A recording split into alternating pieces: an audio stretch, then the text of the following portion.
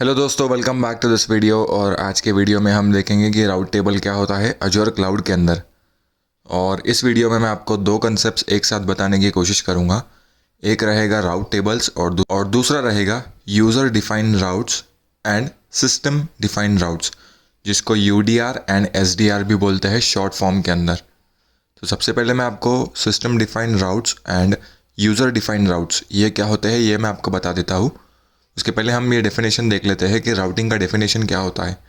Routing मतलब कोई भी ट्रैफिक को, कोई भी नेटवर्क ट्रैफिक को सोर्स से डेस्टिनेशन पहुंचाने का काम। मतलब अगर आप कोई भी राउट को अगर डिफाइन कर रहे हो, मतलब एक आईपी एड्रेस को दूसरे आईपी एड्रेस, मतलब सोर्स टू डेस्टिनेशन, अगर हम चाहते हैं कि एक आईपी एड्रेस दूसरे आईपी एड्रेस को रीच करे और वहाँ से वापस से रिक्वेस्ट का रिस्पॉन्स ला के दे, तो उसको राउटिंग कहा जाता है। इसका मैं आपको डायग्राम के थ्रू एग्जाम्पल भी बताने की कोशिश करता हूँ। पहले हम ये देख लेते हैं कि user defined routes and system defined routes क्या होते हैं अजूर क्लाउड के अंदर। User defined routes and system defined routes का सबसे बेस्ट एग्जांपल हमको नेटवर्क सिक्योरिटी ग्रुप ये सर्विस के अंदर मिलेगा। जैसे कि हमने लेक्चर नंबर 22 में भी देखा था, जिसमें मैंने डिटेल में बताया है कि इनबाउंड एंड आउटबाउंड रूल्स क्या होते हैं नेटवर्क सिक्योरिटी ग्रुप के अंदर। तो अगर आपने वो वीडियो नहीं देखा है तो वो भी देख लीजिए, ताकि आपको ये वीडियो और क्लियर से समझ में आए।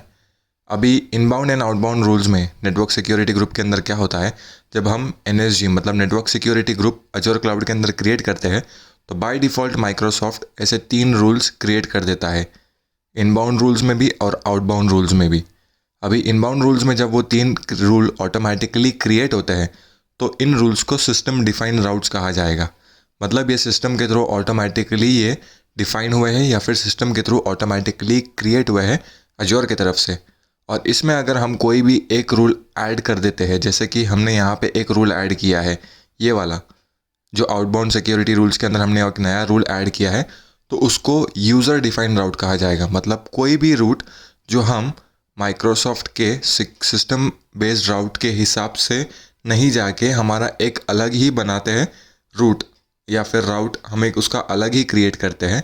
मतलब हम चाहते हैं कि इस राउटिंग के हिसाब से हमारा जो ट्रैफिक है वो नेटवर्क के अंदर फ्लो हो, तो उसको यूज़र डिफाइंड राउट कहा जाता है। मतलब जो भी हम मैन्युअली क्रिएट करते हैं राउट्स, उसको यूज़र डिफाइंड राउट कहा जाता है।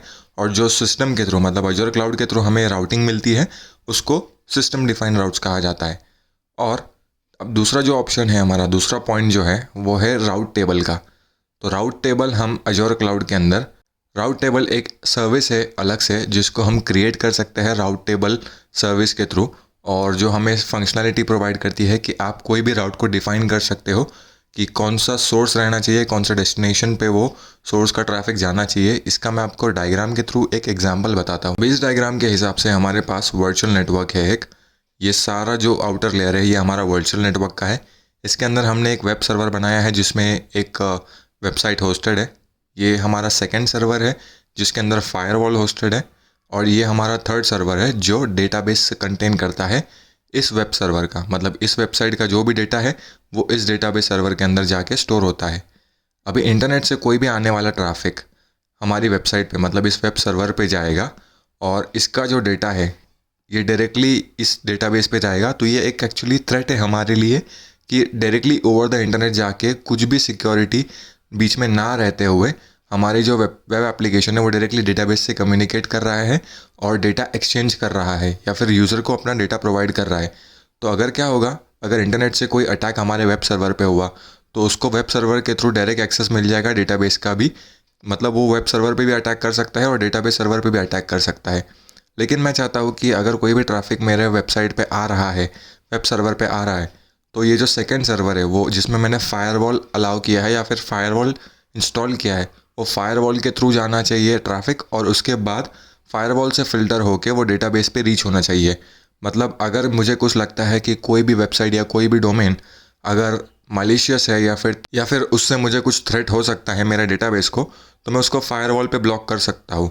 लेकिन अभी ये राउटिंग किस तरीके से पॉसिबल होगी कि मेरा जो वेबसाइट का ट्रैफिक है पहले यहाँ फायरवॉल सर्वर पे जाए और फिर वो डेटाबेस सर्वर पे जाए।